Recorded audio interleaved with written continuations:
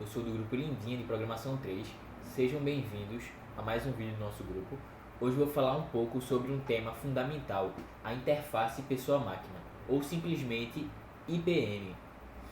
Nós usamos interfaces muitas vezes no nosso dia a dia, desde o botão do elevador até mesmo o aplicativo no celular.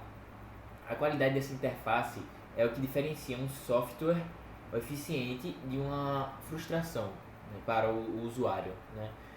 Nesse vídeo a gente vai aprender e entender os princípios básicos, elementos e como criar interações com Qt.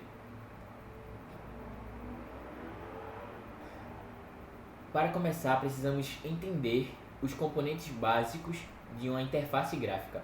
Eles são como peças de Lego que usamos para construir os nossos aplicativos, né?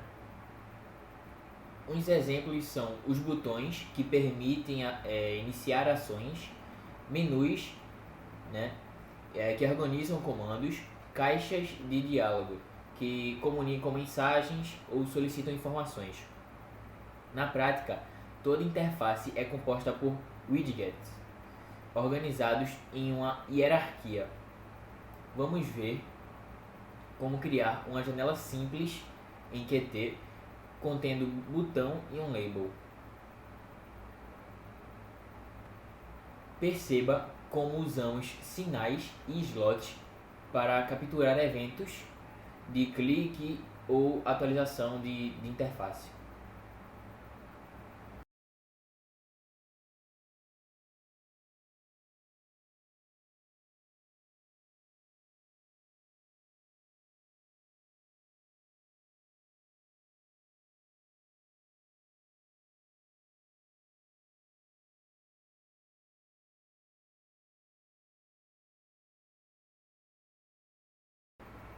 Todo programa em Qt começa criando um objeto, QApplication.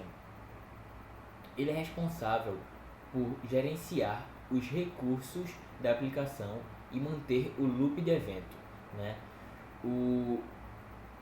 Esse Qt Application é como se fosse um motor que faz tudo funcionar. Widgets e layouts. Criamos o widgets, que serve como nossa janela principal, e usamos um QVBox layout para organizar verticalmente o label e o botão. Criamos um QLabel que exibe uma mensagem e um QPushButton que reage ao clique do usuário. Usamos conectando o sinal e o slot, usamos o método connect para associar o sinal clicked do botão, né, o botão acionado, a uma função anônima chamada de lambda, que altera o texto do label. Por fim, aplicamos o layout à janela, mostrando a janela, e entramos no looping de eventos com o app-exec. Isso mantém o programa rodando, aguardando a ação do usuário, né? Então, até que o usuário aperte o botão, o programa vai manter ele rodando.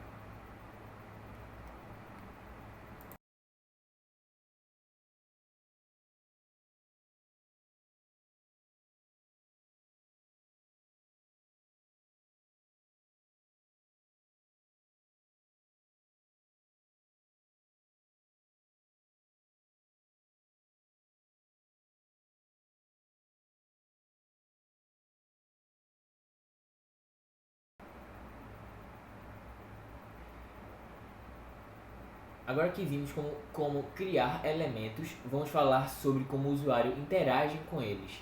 A base dessa interação são os eventos, né? Clique no mouse, pressionar uma tecla ou movimentar o cursor pela tela.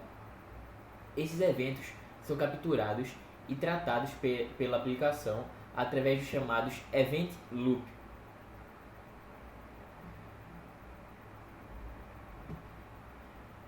Além disso, precisamos garantir que a entrada do usuário seja válida. Por exemplo, não permitir que um formulário seja enviado com campos vazios. Com o que eu vou falar. Esse é um exemplo clássico de validação de entrada, muito importante para evitar erros e frustrações. Esse trecho faz a validação de um campo de entrada do texto Keyline Edit no momento em que o usuário clica no botão que é o KeyPush Button. A lógica é, se o campo está vazio, mostramos a mensagem de erro. Se o campo estiver preenchido, a gente mostra uma mensagem de sucesso. Na primeira linha, nós conectamos o sinal do botão acionado, do clicked do botão em uma função anônima, ou seja, um bloco de código que está executado quando o botão for clicado. Então, nós estamos ligando o sinal do botão clicado com um código que será executado somente quando o botão estiver clicado, né? Qt usa o sistema de sinais e slots. O que seria isso? Sinal é algo que acontece, no caso o clique do botão. O slot é a função que responde ao sinal. Aqui a gente utiliza a função lambda, né? Que o igual entre colchete significa que a função pode acessar por cópia as variáveis locais do contexto onde foi criado. Por exemplo, o line edit ou line edit e label. Agora a gente verifica se o conteúdo do campo do texto está vazio, né? O line edit aponta para o texto, né? E recupera o texto digitado, né? O isApt retorna true se não houver nenhum caractere. Esse é o momento da validação, né? Que é para impedir que o usuário prossiga sem preencher os dados. Se o campo está vazio, mostramos ao usuário um aviso através do keylabel. É uma forma de feedback imediato, essencial para orientar o usuário, né? E umas boas práticas para isso é a mensagem clara e objetiva, né? Dizendo que a pessoa não preencheu e que vai se preencher porque é uma parte obrigatória. Indicação visual evidente, né? Poderíamos mudar a cor do texto, por exemplo. Em vez de ficar verde, ele fica vermelho, né? Se o campo não está vazio, então podemos considerar que Se o campo não está vazio, então podemos considerar que o dado foi preenchido corretamente e mostramos a mensagem de sucesso. Também é importante confirmar o sucesso de forma visual ao usuário, por exemplo, com a mensagem verde, né?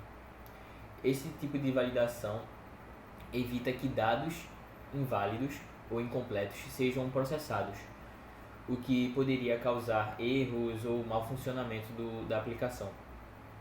Os benefícios são a melhoria da experiência do usuário, né? E reduz drasticamente a chance de erros, ou simplesmente a pessoa colocar um número a mais no número de telefone, ele não pegar, já diminui a chance de erros, né? E dá um feedback imediato, sem ter que ter o processamento, né, posterior.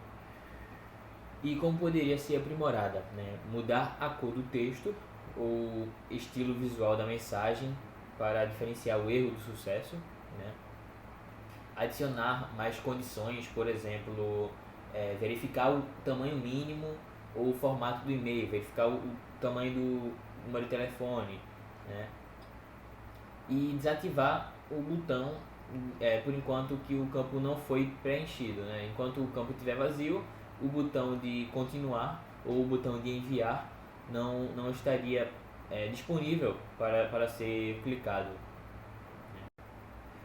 Antes de terminar, algumas boas práticas que fazem toda a diferença. A primeira delas é a acessibilidade. Pense bem quem usa leitores de tela, por exemplo, ou tem dificuldades motoras, né? A questão da cor da fonte com a cor do fundo, que não se destaca tanto para pessoas que possuem algum tipo de deficiência visual, não terem dificuldade, né?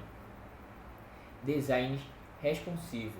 A interface precisa se adaptar a diferentes tamanhos de telas e resoluções, né? Se a pessoa for ver aquele programa ou aquele site por um computador, vai ser de uma forma. Se for ver por outro computador, pode ser de outra, por conta da resolução da tela ou até mesmo pelo celular, né? Prototipagem. Ferramentas como Figma e Qt Design ajudam a planejar a interface antes de codar, né? Uma coisa muito importante é a questão do visual do programa. Se for direto pro código antes mesmo de fazer o layout, a pessoa vai sentir muita dificuldade para conseguir completar aquele site ou o programa, por conta de falta de compatibilidade no código. Você pensa no código antes, vai sentir mais dificuldade para fazer o layout com base no código do que fazer o código com base no layout, que acaba sendo muito mais didático, né? Muito mais fácil da pessoa concluir.